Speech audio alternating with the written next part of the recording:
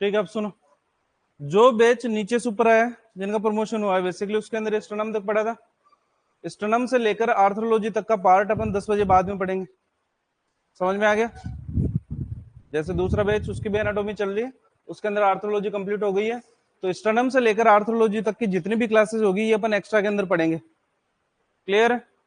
आज हम शुरू करेंगे साइटोलॉजी। क्या शुरू करेंगे? जिसका ऑस्ट्रोलॉजी से कोई संबंध नहीं है, बिल्कुल नया टॉपिक है, नया पढ़ना है हमारे को। क्लियर है? हेडिंग डालेंगे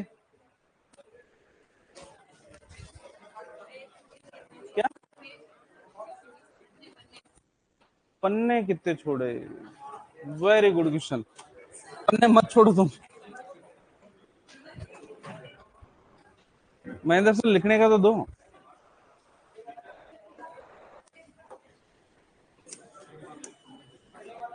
पन्ने तो स्टोनम के बाद में ही लिखना शुरू करो, तुम तो अपना ऑस्ट्रोलॉजी अलग से पार्ट पढ़ लेंगे कुछ जरूरी। अच्छा ऐसा है क्या कि पन्ने बीच में नहीं छोड़ोगे, अगर ऑस्ट्रोलॉजी आगे पढ़ लेंगे तो याद नहीं होगा? है ऐसा? अच्छा ऐसा करो, पेज बताओ रे। पुराने वाले बताओ, ये पेज कितने पेज हो गए आज टर्म से यहाँ तक?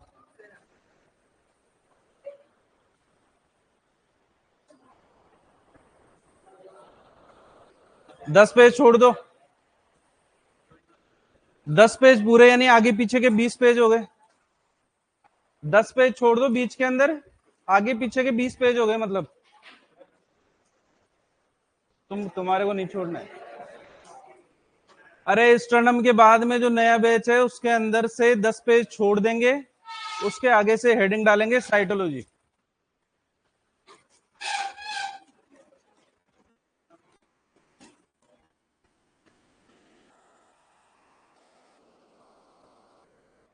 लाइव वालों को भी गुड मॉर्निंग भाई।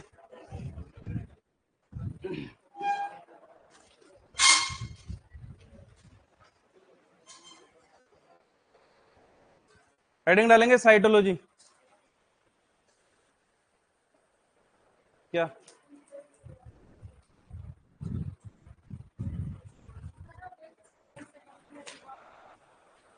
अच्छा तुम्हारा भी इंजॉइंट बच रहा है। और जिनके हिंज जॉइंट था लास्ट के अंदर, वो 3 पेज छोड़ देना, है ना? 3 पेज छोड़ के नई हेडिंग डालो। अरे लास्ट में हिंज जॉइंट लिखा था ना, हिंज जॉइंट के बाद में 3 पेज छोड़ दो। 3 पेज से मतलब है कि 1.5 पेज, पूरे 3 पेज नहीं, 1.5 पेज बचेगा ही। वैसे इतना ज्यादा कुछ है नहीं उसके अंदर।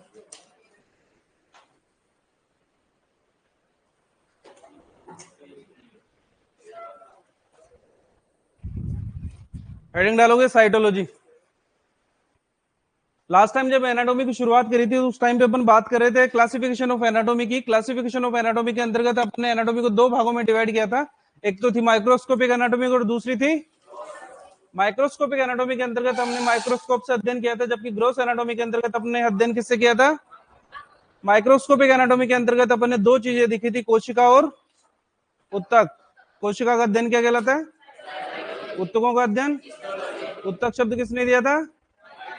और हिस्टोलॉजी शब्द लिखो पहले लाइन, कोशिका का अध्ययन साइटोलॉजी कहलाता है।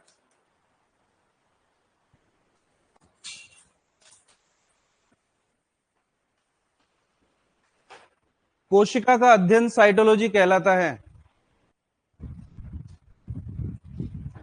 कोशिका का अध्ययन साइटोलॉजी कहलाता है। शुद्ध हिंदी के अंदर इसको कोशिका विज्ञान कहते हैं। कोशिका विज्ञान अपने को नहीं याद रखना है, याद क्या रखोगे? साइटोलॉजी। कोशिका का अध्ययन साइटोलॉजी कहलाता है। लिख लिया? अब सुनते जाओ जो जो बोलना है। पूरी एनाटॉमी के अंदर हिस्ट्री की बातें जो पूछी जाएगी वो साइटोलॉजी के अंदर से पूछी जाती है हमारे से, ठीक है ना? फॉर एग्जाम्पल अगर बात करें, पहला क्वेश्चन पूछा जाता है कि कोशिका की खोज किसने करी?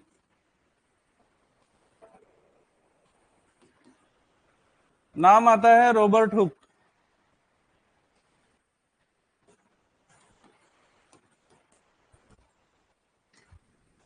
क्या नाम है?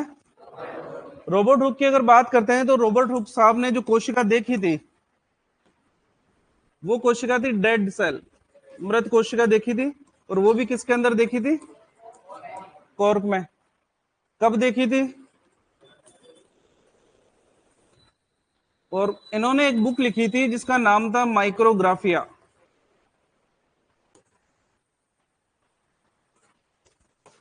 में इसका उल्लेख किया इन्होंने। देख ली माइक्रोस्कोप इतनी होती थी उस टाइम पे। इन्होंने स्लाइड बना के देखी, उसके अंदर छोटे छोटे से हनीकॉम्ब स्ट्रक्चर, मधुमक्खी के छत्ते के समान संरचना थी। उन्होंने कहा कि साहब ये ऐसा कुछ होता है इसके अंदर, और ये बेसिकली क्या थी? डेड सेल थी। ठीक है। रॉबर्ट हुक ने चूंकि कोशिका की खोज करी, तो जो खोज करता है वही पिताजी होता है। इसीलिए रॉबर्ट हुक साहब को हम फादर ऑफ साइटोलॉजी भी कहते हैं। क्या बोलते हैं? फादर ऑफ साइटोलॉजी, कोशिका विज्ञान के जनक।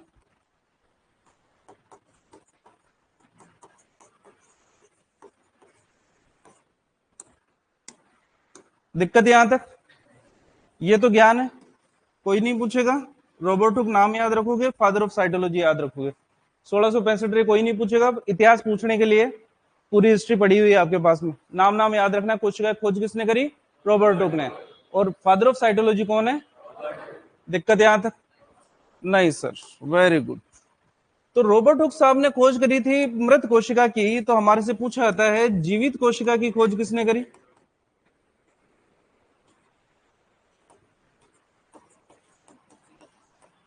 वो करी थी एंटोनी वॉन ल्यूवेनहॉक।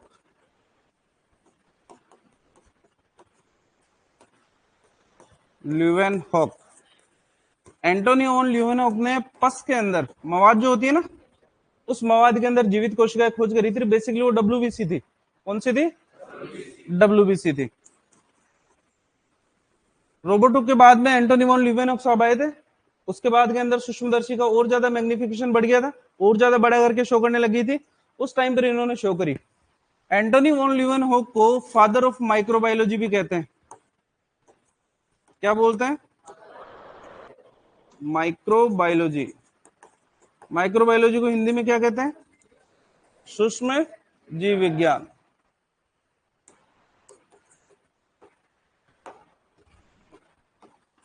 सूक्ष्म जीव विज्ञान के जनक वो कौन है? Antony von Leeuwenhoek. ठीक है। इसके बाद में क्वेश्चन पूछा जाता है हमारे से, केंद्रक की खोज किसने करी?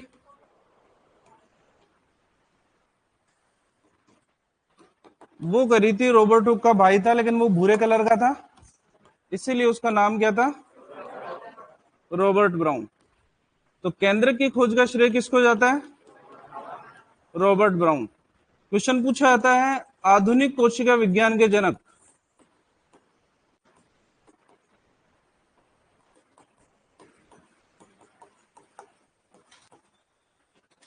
वो कौन है? सीपी स्वानसन। इसको फादर ऑफ मॉडर्न साइटोलॉजी भी कहते हैं। पर मॉडर्न का मतलब आधुनिक। ध्यान रखना भी है, टेलीग्राम यूनिवर्सिटी पे कुछ भी दे रखा हो विश्वास नहीं करोगे, है ना? आपकी टेलीग्राम यूनिवर्सिटी आती है, फिर तुम स्क्रीनशॉट लेके भेज देते हो मेरे पास में। अगले ने कह दिया कि नहीं, कोशिका विज्ञान का जनक कौन है? सीपी स्वानसन। पहला डाउट आप मेरे पे ही करते हो, है ना? तो ध्यान रखना इस चीज का। अरे करते हो, ये हकीकत है तुम्हारी, है ना? कि कहीं पे भी कुछ भी गलत देख लिया तो पहले दिमाग में ये आता है सर ने गलत लिखवाया, फट से फोटो खींच के मेरे पास भेज दोगे तुम कि सर देखो इसमें तो ये लिखा है। खुद के ऊपर विश्वास रखना सीखो। हम जो लिख रहे हैं वो बिल्कुल सही लिख रहे हैं, कोई गलत नहीं। इस चीज के ऊपर विश्वास रखना सीखो तुम। तो आधुनिक कोशिका विज्ञान के जनक कौन है? सीपी स्वानसन। जबकि कोशिका विज्ञान के जनक कौन है? Robert Hooke. तो जिसने कोशिका की खोज करी वही पिताजी बनेगा। जब न्यूट्रिशन पढ़ेंगे उस टाइम पे आता है एंटोनी लॉरेंट लेवोजियर। पूछा जाता है पोषण विज्ञान के जनक कौन है? वो कौन थे? Antoine Laurent Lavoisier. तो वो उस टाइम पे पढ़ लेंगे अपन, कंफ्यूज मत करना एंटोनी वॉन ल्यूवेनहॉक से। और बेसिकली एंटोनी वॉन ल्यूवेनहॉक आपसे कोई पूछेगा भी नहीं, है ना? सिर्फ इतना सा। एक पूछा जाता है हमारे से कोशिका सिद्धांत के बारे में।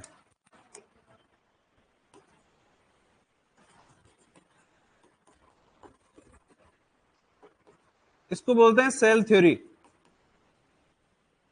और इस सेल थ्योरी की बात करते हैं तो नाम आता है स्लीडेन व स्वान।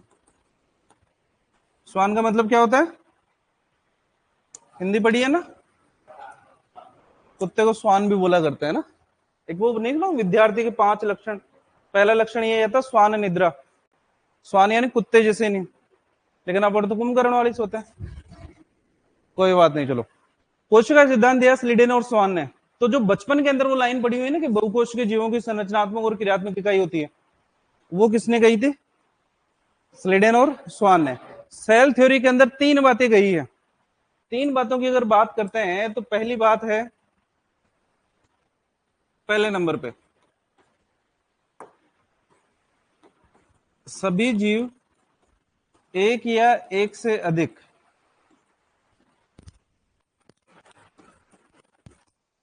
कोशिकाओं से बने होते हैं।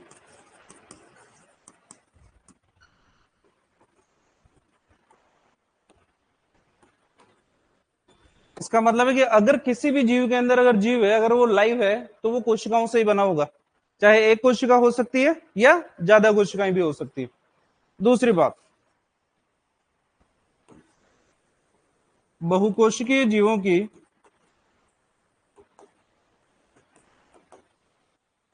संरचनात्मक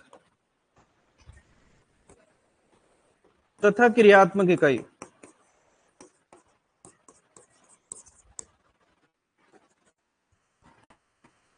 कोशिका होती है।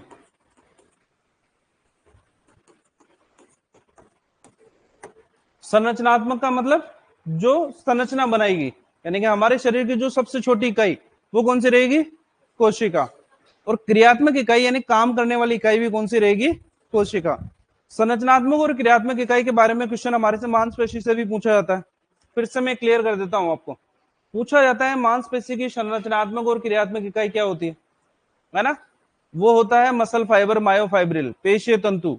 क्या होता है ना? अपने दिमाग से थोड़ा सा सार्कोमेर को बाहर निकालना, ध्यान रखना। पेशियों की अगर बात करते हैं तो पेशियां अलग से उत्तक थोड़ी है तो उत्तक ही, उसके अंदर भी तो कोशिकाएं होती है। तो पेशियां जो होती है, मसल्स जो होती है, उनके अंदर जो कोशिकाएं पाई जाती है वो बेसिकली लंबी लंबी होती हैं। इसलिए उनकी कोशिका को पेशीय तंतु बोलते हैं। क्या बोलते हैं? पेशीय तंतु या मसल फाइबर। इसलिए कोशिका का नाम ही मसल फाइबर है। तो संरचनात्मक और क्रियात्मक इकाई क्या होगी?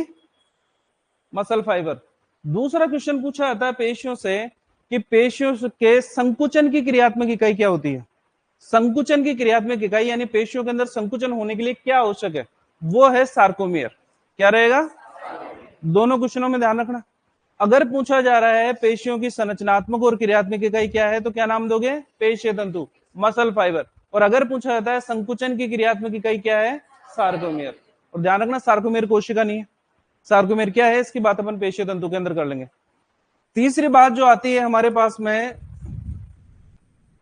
कोशिका सिद्धांत की, वो वाली बात है सभी कोशिकाओं की उत्पत्ति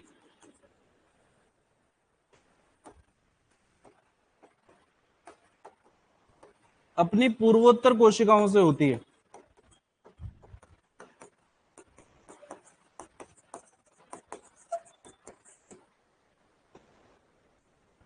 तो ये विभाजन के द्वारा होती है।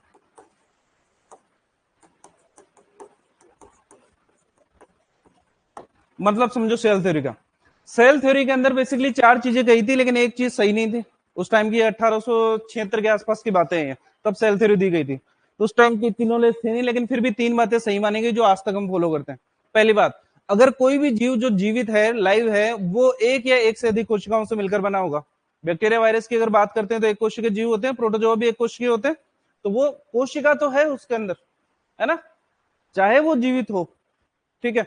दूसरी बात, बहुकोश के जीव जो होंगे, चाहे वो कोई से भी हो, आप हो, मैं हूं, जानवर हो, कोई भी हो, इनके अंदर संरचनात्मक और क्रियात्मक इकाई, संरचना बनाने वाली और काम करने वाली इकाई भी क्या रहेगी? कोशिका। और तीसरी लाइन का मतलब है कि कोशिका को आप लेबोरेटरी के अंदर नहीं बना सकते। ऐसा नहीं कि आपने कोशिका की कोशिका झिल्ली ले ली, उसके अंदर कोशिका द्रव्य डाल दिया, केंद्रक, माइटोकॉन्ड्रिया, राइबोसोम, सारे कोशिकांग डाल दिए, अब बोल दिया आपने कि कोशिका बन गई सब। ऐसा आज तक नहीं हुआ है। यानी कि कोशिका की जो उत्पत्ति होगी वो अपनी पहले वाली कोशिकाओं के द्वारा ही होगी, और वो भी विभाजन के द्वारा ही होगी, चाहे वो समसूत्री विभाजन हो, चाहे वो अर्धसूत्री विभाजन हो। ठीक है। जनन अलग चीज है, रिप्रोडक्शन अलग चीज है। रिप्रोडक्शन की अगर बात करते हैं तो अपने जैसी संतति उत्पन्न करने की क्षमता क्या कहलाती है? जनन कहलाती है। लेकिन समसूत्री अर्धसूत्री विभाजन पढ़ा ही आपने। हमारे शरीर के अंदर अगर बात करते हैं तो हमारे शरीर के अंदर जो भी वृद्धि और विकास होता है वो होता है समसूत्री विभाजन के द्वारा। आपको गायनी के अंदर बताएंगे स्पर्म और ओवा होता है, शुक्राणु अंडाणु। शुक्राणु के अंदर एन नंबर ऑफ क्रोमोसोम, अंडाणु के अंदर भी एन नंबर ऑफ क्रोमोसोम, दोनों मिलकर 2n जाइगोट बनाते हैं, 46 गुणसूत्र हो जाते हैं। कोशिका कितनी रहती है उस टाइम तक? एक। और उसी एक कोशिका से पूरा का पूरा शरीर बन जाता है विभाजन के द्वारा। यानी कि कोशिका की जो उत्पत्ति होगी वो हमेशा अपनी पूर्वोत्तर यानी पहले वाली कोशिकाओं के द्वारा होगी। आप कोशिका को बना नहीं सकते कहीं पे भी। जिस दिन विज्ञान ने ये टेक्नोलॉजी कर ली ना कि कोशिका बना लेंगे, ध्यान रख लेना, आप अमर हो जाओगे उस टाइम। और भगवान अमर किसी को नहीं होता, जो पैदा हुआ है वो मरेगा जरूर, चाहे लाखों करोड़ों साल बाद में मरे, है ना। कॉकरोच को छोड़ दो अभी। चलो, तो ये साइटोलॉजी की कुछ हिस्ट्री वाली बातें हैं जो आपसे पूछी जाती है। पहला क्वेश्चन पूछा जाता है, कोशिका की खोज किसने करी? रॉबर्ट हुक ने। किसके अंदर करी थी? कब करी थी? और कौन सी बुक के अंदर इसने उल्लेख किया? माइक्रोग्राफिया के अंदर। अगर बात करते हैं कोशिका विज्ञान के जनक की तो वो कौन है? और आधुनिक कोशिका विज्ञान के जनक कौन है? सीपी स्वानसन। कौन है? को जीवित कोशिका खोज की अगर बात करते हैं तो एंटोनी वन ल्यूवेनहॉक ने करी थी, और इनको फादर ऑफ माइक्रोबायोलॉजी भी कहा जाता है। पस के अंदर करी थी इन्होंने बेसिकली जीवित कोशिका खोज। अगर बात करते हैं आगे की तरफ केंद्रक की खोज का श्रेय किसको जाता है? रॉबर्ट ब्राउन को। आधुनिक कोशिका विज्ञान के जनक कौन है? सीपी स्वान। कोशिका सिद्धांत किसने दिया था? स्लीडेन और स्वान ने दिया था। और इन स्लीडेन और स्वान ने कहा कि सभी जीव एक या एक से अधिक कोशिकाओं से मिलकर बने होते हैं। बहुकोशिकीय जीवों की संरचनात्मक और क्रियात्मक इकाई भी कोशिका होती है, और कोशिका की उत्पत्ति अपनी पूर्वोत्तर कोशिकाओं से विभाजन के द्वारा भी होती है। अब विभाजन कोई सा भी हो सकता है। बेसिकली आप दो प्रकार के विभाजन पढ़ते हो, समसूत्री और अर्धसूत्री। जेनेटिक्स के अंदर पढ़ लिया होगा मेरे ख्याल से, अब तक नहीं पढ़ा, अब पढ़ लोगे। तो दिक्कत यहां तक किसी को है क्या?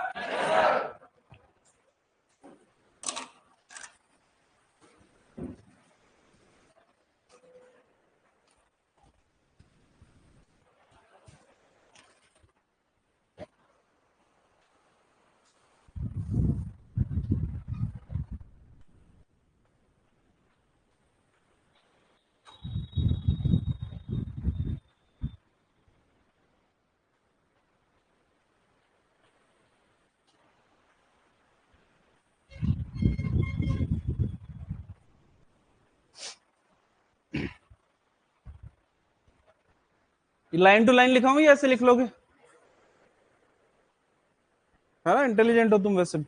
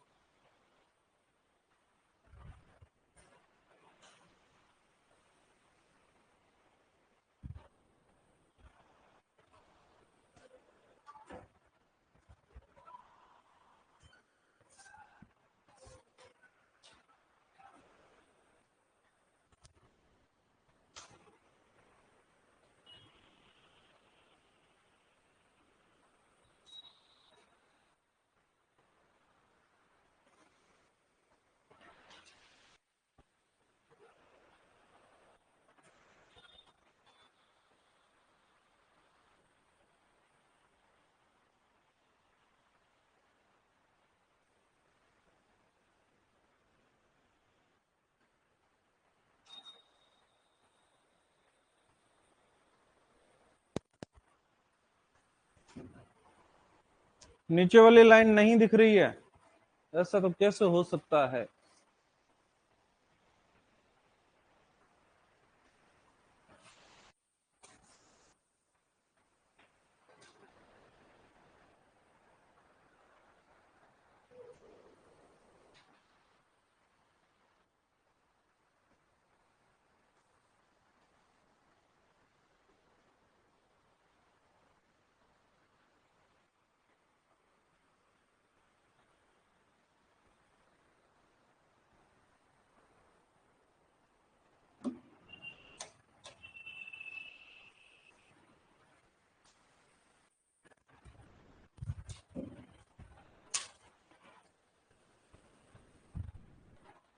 अब तो दिख रही है भाई।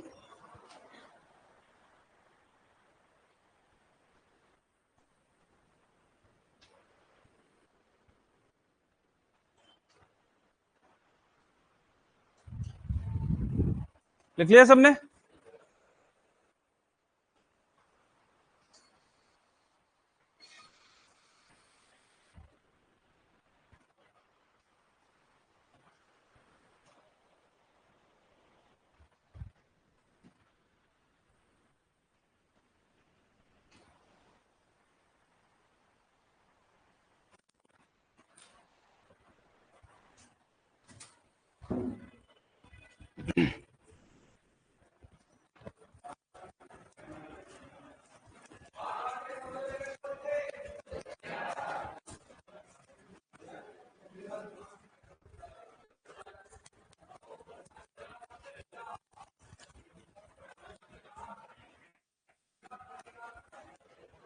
अरे मुंह से लिखते हो कि हाथ से लिखते हो?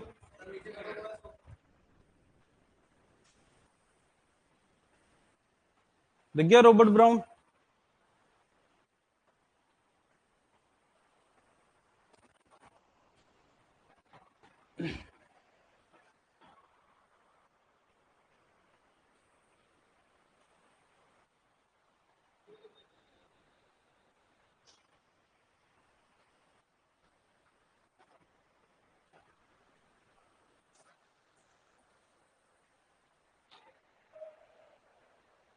लाइव वाले पहले डिसाइड करो तुम्हारे को ऊपर करना है कि नीचे करना है।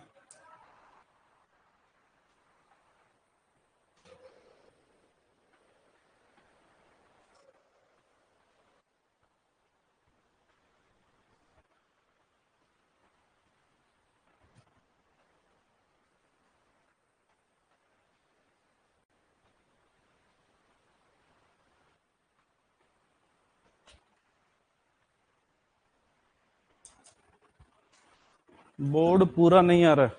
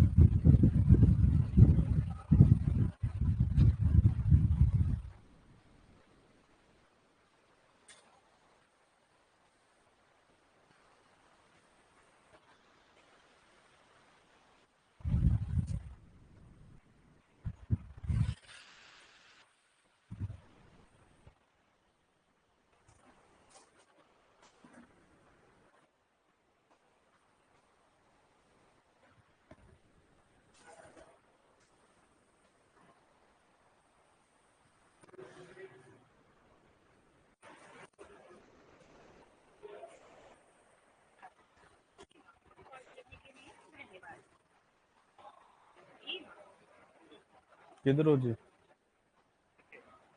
बोर्ड पूरा नहीं आ रहा है इसके अंदर, ऐप के ऊपर। हम्म।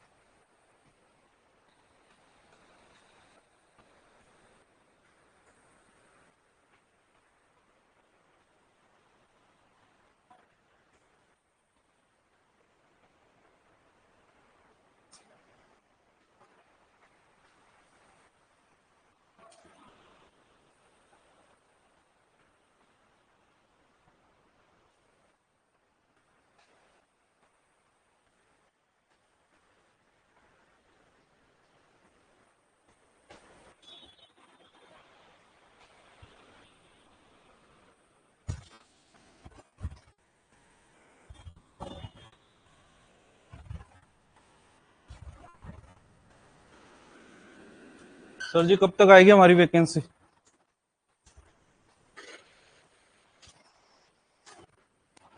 अच्छा, क्या लगता है आपको? अच्छा, इस सवाल का कोई मतलब है क्या वैसे, तो ये बताओ, है ना? जहां तक डिपार्टमेंट के अंदर चल रहा है, डिपार्टमेंट वाले कह रहे हैं कि परिचय के बाद में आपकी वैकेंसी आएगी। मंत्री जी भी पॉजिटिव है इस चीज को लेकर, क्योंकि कुछ तो नए पद क्रिएट किए हैं अभी, 550 पद आपको पता ही है। डीपीसी भी है 300 पदों के आसपास, और पुराने पद भी खाली चल रहे हैं, तो लगभग 3000 के आसपास पद हैं हमारे पास में जो खाली चल रहे हैं अभी। और खास बात ये हो रही है, डिपार्टमेंट में सबसे बड़ा कैडर आपका ही है। पशुपालन विभाग की अगर बात करते हैं ना, तो सबसे ज्यादा एलएसए ही है इसके अंदर, आपके भरोसे ही चल रहा है।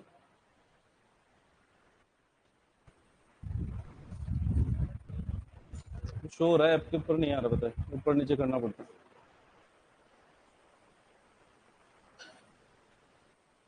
लेने तो फिर कंटिन्यू करते हैं, फिर देख लेंगे फिर बाद में। चलो, लिख लिया सबने? चलो आगे सुनो।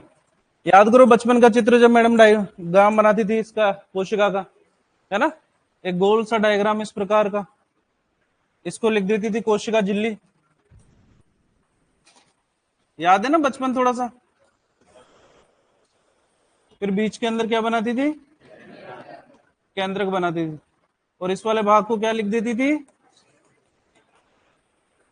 कोशिका द्रव्य। ऐसा ही होता था। उसके बाद में फिर कुछ ऐसा बनाती थी, माइट्रोकॉन्ड्रिया।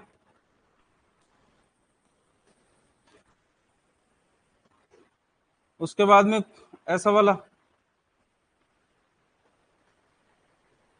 क्या बोलते थे? अरे अंग्रेजों हिंदी में बोल दो। अंतःप्रद्रव्य जालिका।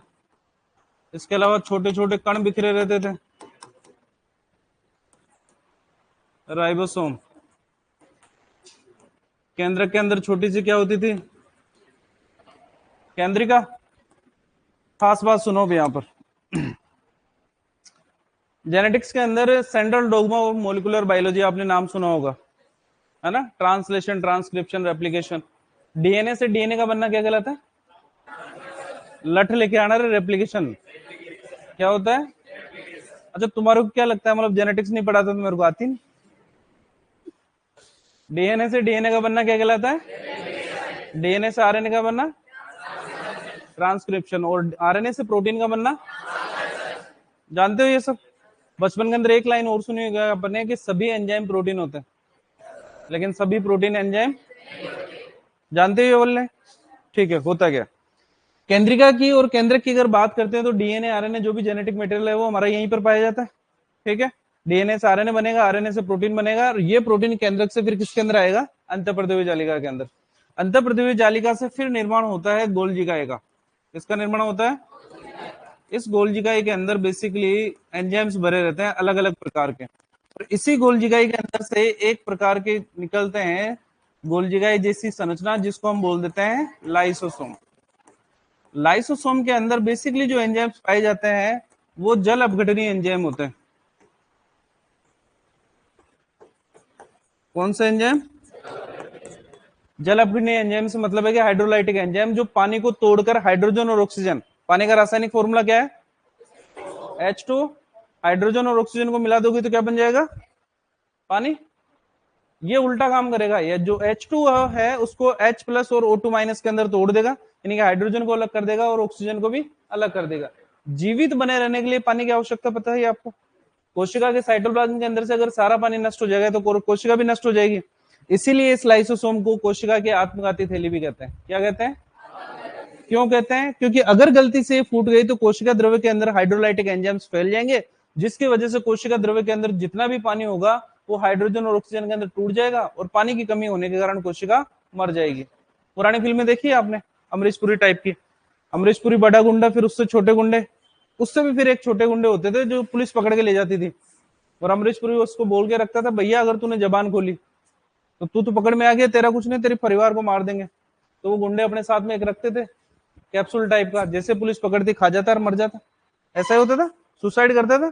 कुछ काम यही ऐसा कर रहा है कि थैली हमेशा साथ में, अगर गलती से फूट गई तो सलट जानी है, इसीलिए इसको कोशिका की आत्मघाती थैली भी कहते हैं। राइबोसोम के अलावा अगर बात करते हैं, गोल्जिकाई हो गया, लाइसोसोम हो गया, माइटोकॉन्ड्रिया हो गया, इसके अलावा हमारे पास में क्या पाया जाता है? सेंट्रोसोम, जिसको आप तारककाई के नाम से भी जानते हो। इसके अलावा कोशिका झिल्ली के ऊपर सीलिया और फ्लेजिला भी पाए जाते हैं, जो गति के अंदर सहायता करते हैं।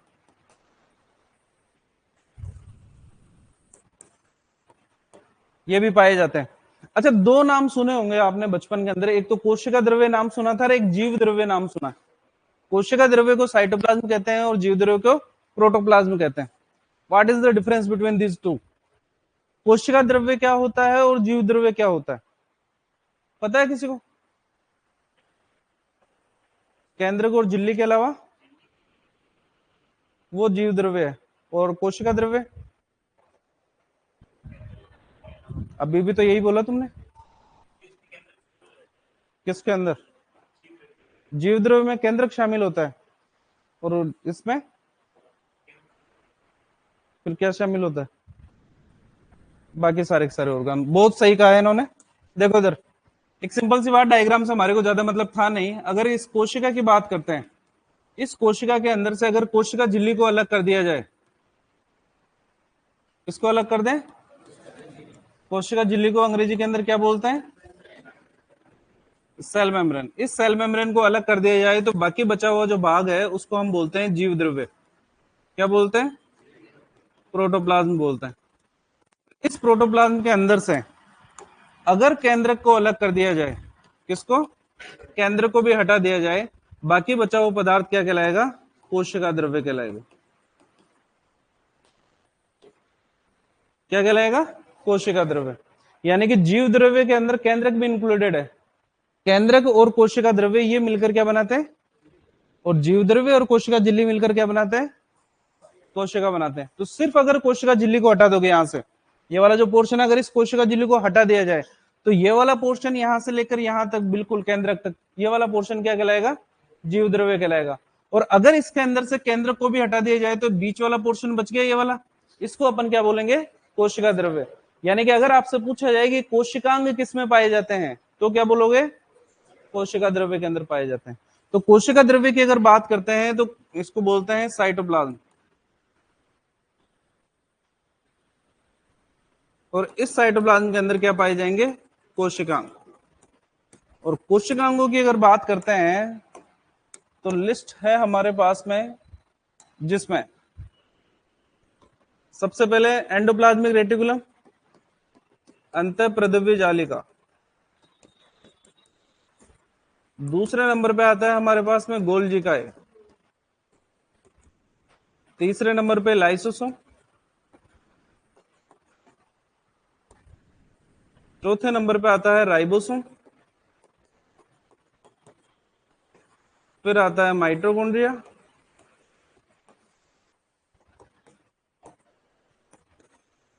फिर आता है तारककाय। इसके बाद में आती है माइक्रोबॉडीज, जिनको हम बोलते हैं सूक्ष्मकाय। और सूक्ष्मकाय के अंदर हमारे पास में, हम बेसिकली अगर एनिमल्स की बात करते हैं तो दो नाम है, एक तो है परोक्सिसोम और दूसरा आता है ग्लाइओक्सिसोम।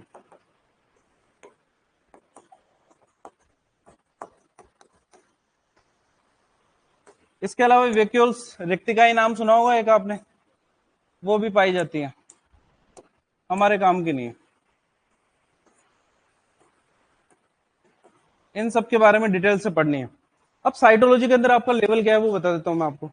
कोशिकांगों के अंदर से कोशिकांग की खोज कब हुई, किसने करी है, कोई नहीं पूछता। राइबोसोम की खोज पेलाडे ने करी है, कोई नहीं पूछेगा आपसे।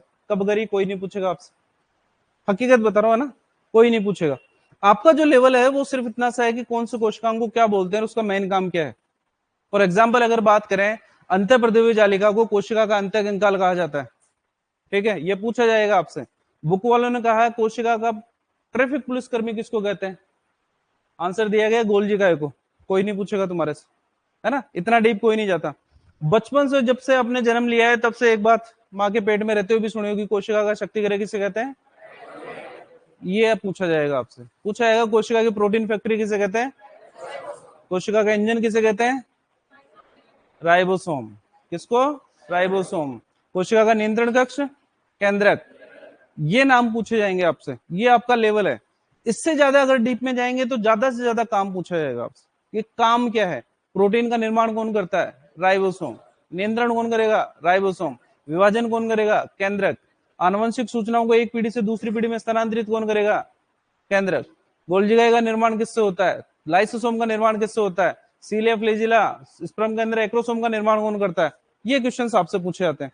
तो साइटोलॉजी के अंदर ज्यादा डीप ना जाते हुए सिर्फ मेन मेन चीजें बात करेंगे अपन, है ना, कि कौन कौन सी चीजें होती है, उसको दूसरा नाम क्या है, और साथ ही साथ उसका स्पेशल काम क्या रहेगा वो, सिर्फ इतना सा पढ़ेंगे अपन। क्लियर है? ज्यादा डिटेल के अंदर नहीं जानी। पेपर के अंदर जो शिवालिक पेपर आते हैं उसके अंदर खोज रिलेटेड क्वेश्चन वैसे ही पूछ लेते हैं।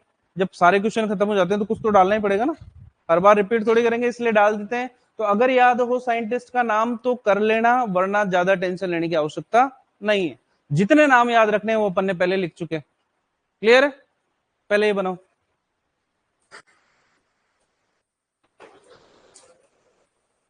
और वैकेंसी जहां तक है दिसंबर जनवरी तक आ जाएगी आपकी।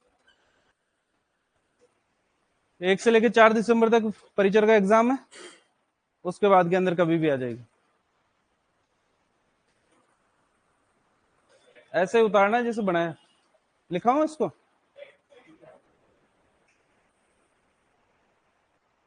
वो डायग्राम बनाओगे तुम ये वाला? तो ये तो लिख लिया ना, ये बनाने की सोच रहे हो तुम? ये बनाओ तुम, है छोटे बच्चों।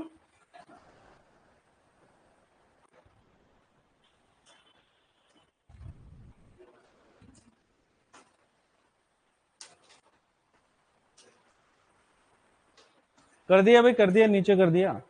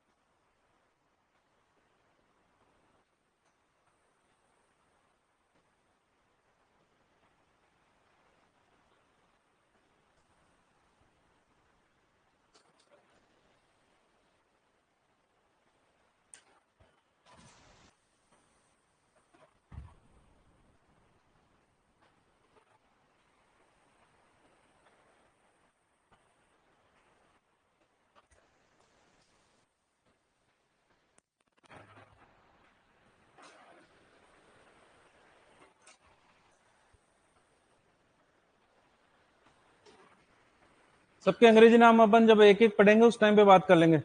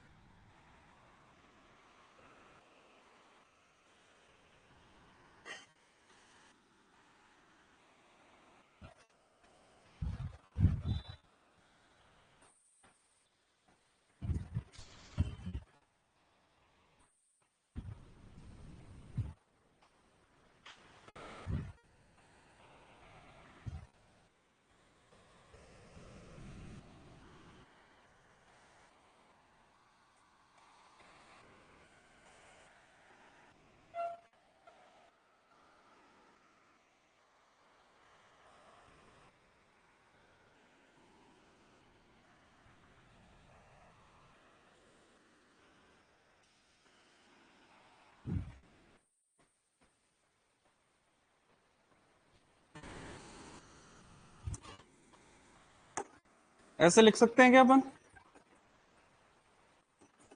जीवद्रव्य बराबर कोशिका माइनस कोशिका झिल्ली, लिख सकते हैं क्या? और कोशिका द्रव्य बराबर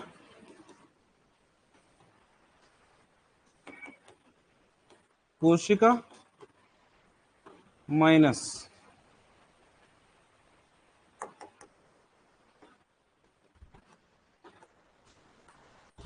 कोशिका झिल्ली प्लस केंद्रक,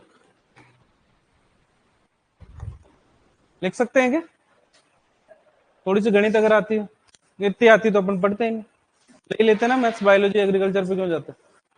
कोशिका के अंदर से अगर कोशिका झिल्ली और केंद्र को हटा दिया जाए, कोशिका झिल्ली और केंद्र को हटा दिया जाए तो बाकी बचा हुआ पदार्थ क्या कहलाएगा? लिखा है ना यहाँ पर, कोशिका द्रव्य क्या क्या हटाया अपन ने, कोशिका झिल्ली, ठीक है। यहां पर अगर बात करते हैं जीवद्रव्य की, तो जीवद्रव्य में सिर्फ क्या हटाया है, यही लिखा है यहाँ पर, कोशिका के अंदर से अगर कोशिका झिल्ली को हटा दोगे तो क्या बचेगा, और यहां पर अगर कोशिका के अंदर से कोशिका झिल्ली और केंद्र को हटा दोगे तो,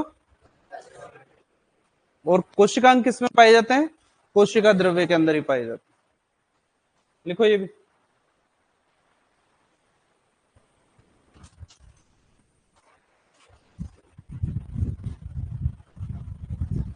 सर एक बार कोशिकांग की परिभाषा दोबारा बताना। कोशिका के अंदर पाए जाने वाले अलग अलग अंगों को ही कोशिकांग कहते हैं, जो कोशिका द्रव्य के अंदर पाए जाते हैं।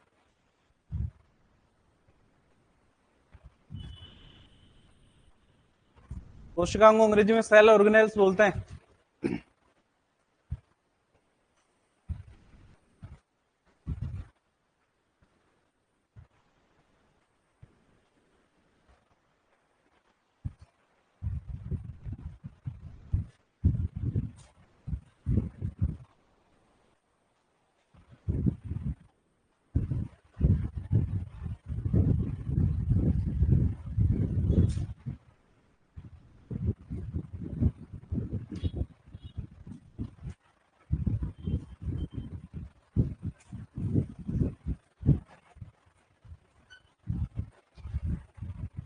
लिख लिया?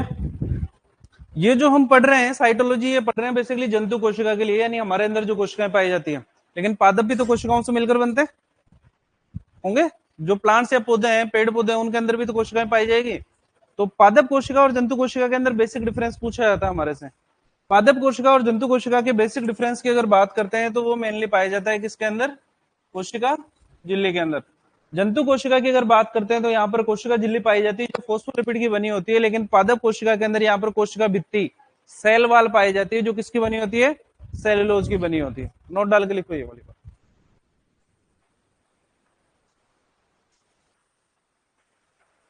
नोट डाल के लिखो, पादप कोशिका में, नोट डाल के लिखो, पादप कोशिका में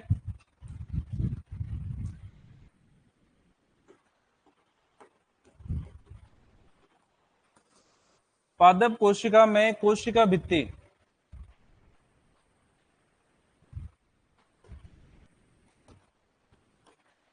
कोशिका भित्ति ब्रैकेट में लिखोगे सेल वाल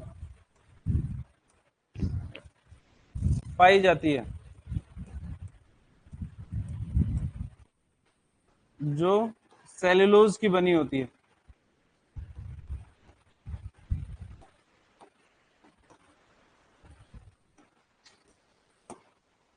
पादप कोशिका में कोशिका भित्ति सेल वाल पाई जाती है जो सेलुलोज की बनी होती है। सेलुलोज प्रोटीन है, कार्बोहाइड्रेट है या वसा है, कार्बोहाइड्रेट। तो आपने पता ही है आपको, प्रकृति के अंदर पेड़ पौधे हमारे सबसे ज्यादा है, प्रकृति में पाए जाने वाला सबसे ज्यादा कार्बोहाइड्रेट भी कौन सा है, सेलुलोज। ब्रैकेट में लिख लो, सेलुलोज के नीचे प्रकृति में पाए जाने वाला सर्वाधिक कार्बोहाइड्रेट,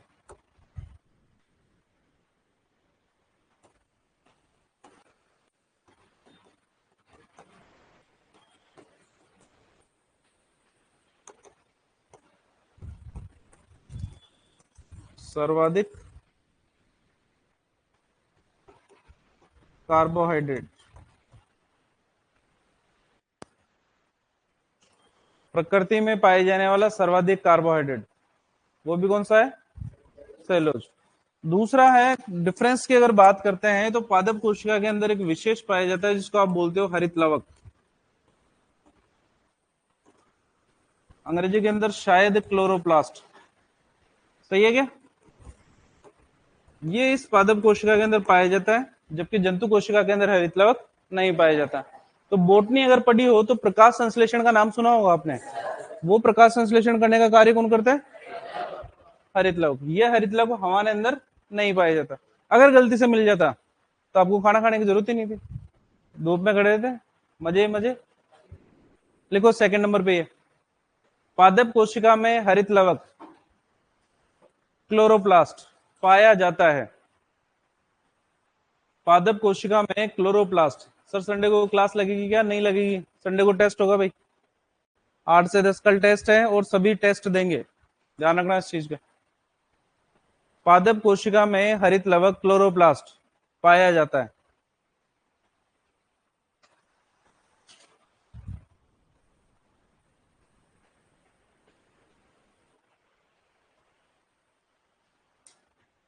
पादप कोशिका में क्लोरोप्लास्ट पाया जाता है।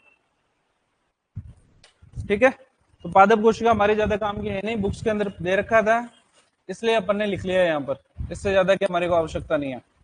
हेडिंग डालोगे नंबर 1 कोशिका झिल्ली। एक एक कोशिका के बारे में पढ़ना हमारे को। कोशिका झिल्ली, सेल मेम्ब्रेन।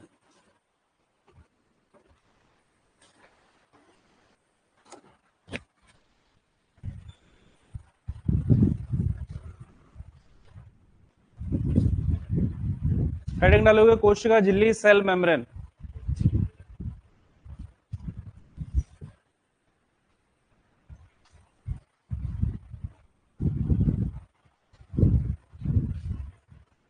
सुनो इधर, कोशिका झिल्ली की संरचना को समझाने के लिए अलग अलग वैज्ञानिकों ने अलग अलग मत दिए। किसी ने कहा ऐसी होती है, किसी ने कहा वैसी होती है, किसी ने कहा पता नहीं कैसी होती है। लेकिन हम जो मत मान के चलते हैं वो कोशिका झिल्ली की संरचना को समझाने के लिए वो है तरल मोज़ेक मॉडल। कौन सा मॉडल? तरल मोज़ेक मॉडल। इसको बोलते हैं फ्लूइड मोज़ेक मॉडल। तरल मोज़ेक मॉडल की अगर बात करते हैं तो ये तरल मोज़ेक मॉडल दिया था सिंगर और निकोलसन ने। किसने दिया था? पूछा जाएगा हमारे से तो याद रखना कि तरल मोज़ेक मॉडल किसने दिया था? सिंगर और निकोलसन। क्वेश्चन पूछा जाएगा कोशिका झिल्ली को समझाने के लिए सर्वाधिक मत कौन सा मानने हैं? तरल मोज़ेक मॉडल। क्लियर है?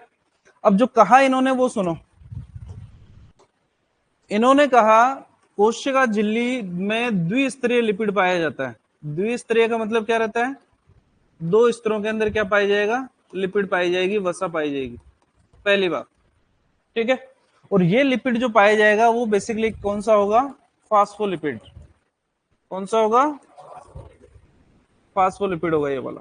ठीक है, तो जैसे हम कहते हैं कि पादप कोशिका में कोशिका भित्ति पाई जाती है जो सेलुलोज की बनी होती है, वैसे ही हम कहते हैं कि जंतु कोशिका में कोशिका झिल्ली पाई जाती है जो किसकी बनी होती है? फॉस्फोलिपिड की बनी होती है। क्लियर है? ठीक है, इस लिपिड के अंदर प्रोटीन के अणु धसे रहते हैं। इस लिपिड के अंदर प्रोटीन के अणु धसे रहते हैं। तो ये जो बनाए हैं ये बेसिकली क्या है? प्रोटीन। जो प्रोटीन बाहर की तरफ पाए जा रहे हैं उनको बोलते हैं एक्सट्रिंसिक प्रोटीन। कौन से? एक्सट्रिंसिक।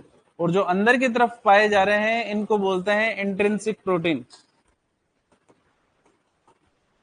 और ये जो प्रोटीन के अणु होते हैं ये प्रोटीन के अणु होते हैं उभय संवेदी।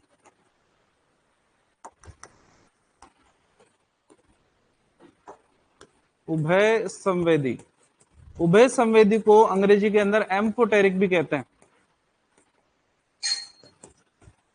कोशिका झिल्ली बेसिकली कोशिका के अंदर और बाहर जाने वाले पदार्थों को नियंत्रण करने का कार्य करेगी। कोशिका के अंदर कौन तो आएगा और कौन बाहर जाएगा इसका नियंत्रण कौन करेगी? कोशिका झिल्ली। ठीक है, तो कोशिका झिल्ली के बाहर की तरफ अगर बात करते हैं तो कोशिका झिल्ली के बाहर पॉजिटिव आयंस भी होंगे, नेगेटिव आयंस भी होंगे और न्यूट्रल आयंस भी हो सकते हैं, कोई से भी हो सकते हैं। तो भगवान ने जो प्रोटीन के अणु बनाए उनको एम्फोटेरिक बनाया गया, उभय संवेदी बनाया गया। उभय संवेदी का मतलब है कि ये पॉजिटिव आयंस के साथ भी जुड़ सकते हैं, नेगेटिव आयंस के साथ भी जुड़ सकते हैं और न्यूट्रल आयंस के साथ भी जुड़ सकते हैं। तो एक बुक में क्वेश्चन दे रखा था भाई प्रोटीन के अणु कौन से प्रकार के होते हैं, क्या आंसर दोगे, उभय संवेदी प्रकार के होते हैं। साथ ही साथ ये जो विन्यास देख रहे हो, इस विन्यास को हम बोलते हैं मोजेक। क्या बोलते हैं, मोजेक। याद करो रसगुल्ले का पीपा, आ रहा है थोड़ा थोड़ा याद। रसगुल्ले का नाम सुनते मुंह में पानी आया, आके रह जाएगा, पी लो उसको बस, रसगुल्ले तो खाने नहीं अपने को। अब सुनो, रसगुल्ले के अंदर आप देखोगे रसगुल्ला चाशनी के अंदर डूबे रहते हैं। आपको क्या लगता है सारे के सारे रसगुल्ले चाशनी में डूबे रहते हैं क्या? जो नीचे वाले हैं वो तो चाशनी में डूबे रहते हैं, लेकिन ऊपर वाले कुछ रसगुल्ले ऐसे होते हैं जो पूरे पूरे डूबे हैं, कुछ आधे अधूरे डूबे हैं, कुछ है जो बिल्कुल ही चाशनी से बाहर रखे हुए। ये वाला जो विन्यास होता है इसको बोलते हैं अपन मोजेक विन्यास। कौन सा, मोजेक विन्यास। आप देखोगे यहाँ पर कुछ प्रोटीन का अणु तो सिर्फ ऊपर वाली लेयर में आए, कुछ नीचे वाली लेयर में आए, कुछ बीच वाली लेयर में आए। तो प्रोटीन का ये जो विन्यास है, इस विन्यास को हम बोलते हैं मोजेक विन्यास। क्या बोलते हैं, मोजेक विन्यास। तो सिंगर और निकोलसन ने तरल मोजेक मॉडल के अंदर ये कहा कि कोशिका झिल्ली में द्विस्तरीय लिपिड पाया जाता है जिसमें प्रोटीन के अणु धसे रहते हैं तथा मोजेक के रूप में विन्यासित रहते हैं। इतना याद रखना है, इससे ज्यादा डिटेल याद रखने की आवश्यकता नहीं है। और ये लाइन भी लिखवाने के लिए है, बाकी पूछेगा कोई नहीं कौन से रूप में विन्यासित रहते हैं। सिंपल सा क्वेश्चन, कोशिका झिल्ली पाई किस में जाती है, जंतु कोशिका के अंदर। कोशिका झिल्ली बनी किसकी होती है, फोस्फोलिपिड के अंदर। फोस्फोलिपिड के अंदर आप याद करो तो फोस्फो नाम आ रहा है, फोस्फो नाम आ रहा है बेसिकली फोस्फोरस के लिए। किसके लिए आ रहा है, फोस्फोरस के लिए। तो कोशिका झिल्ली के अंदर कौन सा तत्व पाया जाता है, फोस्फोरस। याद करो मेडिसिन जब पढ़ेंगे अपन, पीपीएच नाम आता है, post parchment haemoglobin urea. PPH किसकी कमी से होता है, फोस्फोरस की कमी से होता है। तो फोस्फोरस की कमी होने पर अगर पार्चुरेशन हुआ है और फोस्फोरस की कमी हुई है, उस केस के अंदर आरबीसी की कोशिका झिल्ली टूट जाएगी, और आरबीसी की कोशिका झिल्ली टूटने के कारण हीमोग्लोबिन यूरिन के अंदर आ जाएगा। इसीलिए बोला है पोस्ट यानी बाद में, पार्चुरेंट यानी प्रसव के, हीमोग्लोबिन यूरिया यानी कि यूरिन के अंदर हीमोग्लोबिन का आना। ट्रीटमेंट के अंदर सोडाफोस देते हैं, सोडियम एसिड फोस्फेट देते हैं फोस्फोरस की कमी को दूर करने के लिए। तो ये जो फोस्फोरस की कमी का फर्स्ट जो इफेक्ट आता है उसके अंदर, तो अगर नॉन प्रेग्नेंट एनिमल है उसके अंदर तो होगा पाइका। क्या होगा, पाइका। वो चारे के अलावा जो चीजें खाने की नहीं है उनको भी खाने लग जाएगा, मिट्टी खाने लग जाएगा, कपड़े खाने लग जाएगा, चाटने लग जाएगा, हड्डियों को चाटने लग जाएगा। इसको बोलते हैं पाइका। तो फोस्फोरस की कमी का पहला इफेक्ट तो पाइका होता है, लेकिन अगर प्रसव हुआ है उस टाइम पे फोस्फोरस की कमी होगी तो जानवर के अंदर क्या होगा, पीपीएच, है ना। दोनों इंपॉर्टेंट है, दोनों के अंदर ही पूछा जाएगा। पीपीएच कौन किसकी कमी से होता है और पाइका किसकी कमी से होता है, आंसर क्या दोगे। और यही फोस्फोरस किसके अंदर पाया जाएगा, कोशिका झिल्ली के अंदर पाया जाएगा। क्लियर है, पहले डायग्राम बनाओ, बाद में बात करेंगे। पहले डायग्राम बनाओगे, लाइन फिर कल लिख लेंगे अपन।